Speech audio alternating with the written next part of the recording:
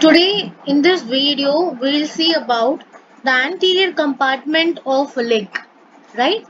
So in this, at the end of the class of this video, you should be able to answer the questions of introductions of the anterior compartment of the leg, the muscles of the anterior compartment of the leg, the vessel, which is nothing but the anterior tibial artery, which I'm going to discuss today with you, and the nerve, which is the deep peroneal nerve, and the applied aspects of the anterior compartment of the leg. So, starting, I would like to go with the introduction of the anterior compartment.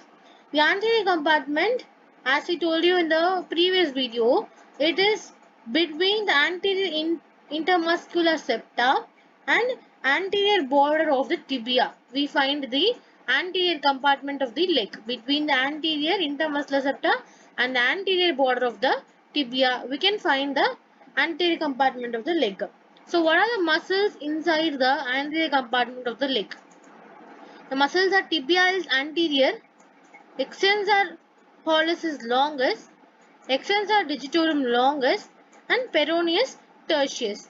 So peroneus longus and brevis are in the lateral compartment, whereas peroneus tertius is in the anterior compartment. So each muscle, as you all know how to learn the muscle, we will learn about the origin, insertion, nerve supply and action of each and every muscle. Right. So let us move on to the tibialis anterior first. This is the only muscle having their origin from the tibia.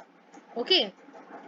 So you can see that from the lateral surface, upper two-third of the lateral surface of the shaft of the tibia is what the another one thing I have to say is that every muscles, as you can study in general anatomy, these are the pinnate kind of muscle, and you can see that from the lateral shaft of the tibia upper two-third you have the origin of the tibialis anterior. Okay, upper to the lateral surface of shaft of tibia. Insertion.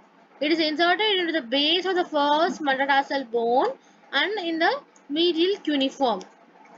The nerve supply of all the muscles in the anterior compartment is deep peroneal nerve, and the action of tibialis anterior is the dorsiflexor. So you can remember. If you don't ever remember any action also, it's fine.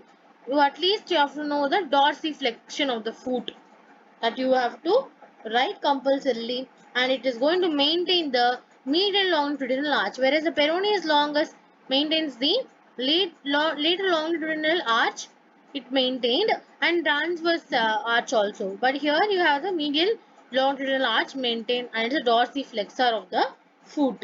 And also it will be inversion of the foot, it is an inverter. So we saw that peroneal longus and brevis are inverters. This is the inverters. So origin of the, once again I'll repeat, tibialis anterior origin from the upper two-third of the lateral surface of shaft of tibia. It is inserted into the base of the first metatarsal and medial cuneiform.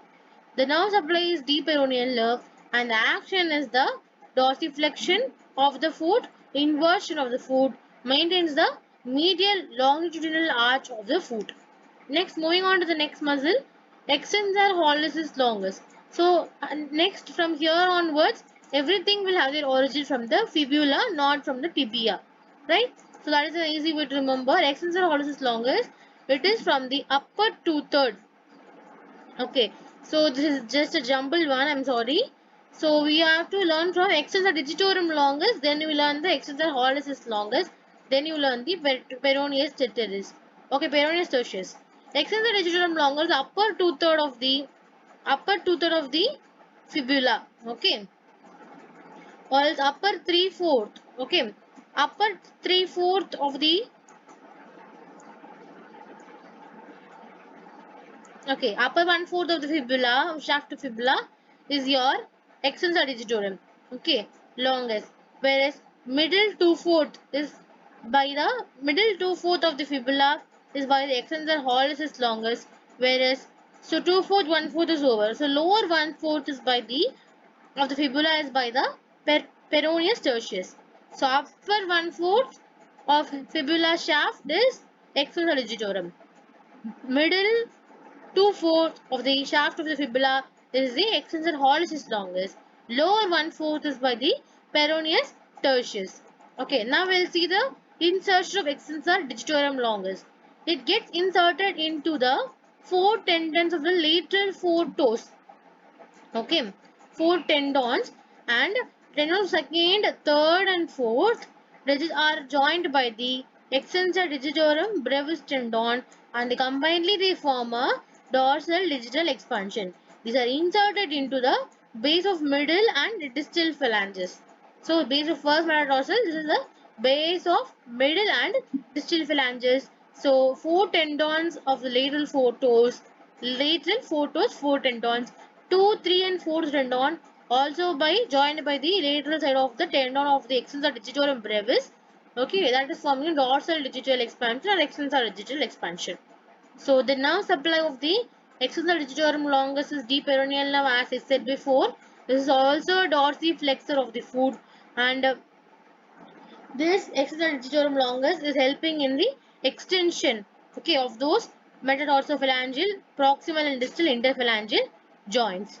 Okay, extensions of the joint. So to conclude the extensor digitorum longus, I'll just repeat. Origin of the extensor digitorum longus is upper one-fourth of the shaft of the fibula. Insertion into the, it gets inserted into the bases of the middle and the distal phalanges. Also divides into four tendons and the lateral four toes, and the second, third and fourth are accompanied with the tendons of the extensor digitorum brevis forming a dorsal digital expansion. Nerve supplies deep peroneal nerve, action as dorsiflexion and the extensions of the metatarsophalangeal and distal and the proximal interphalangeal joints of second to fifth toe. Okay. Next we are going to see about the hallucis longus. Extensor hallucis longus, the origin is, it is getting origin at the, as I told you, it is getting origin in the middle 2/4, okay, of the medial shaft of the fibula, and its insertion is in the dorsal surface or the base of the distal phalanx of the big toe. So this one is on the middle and the distal phalanxes of the middle and the distal phalanges.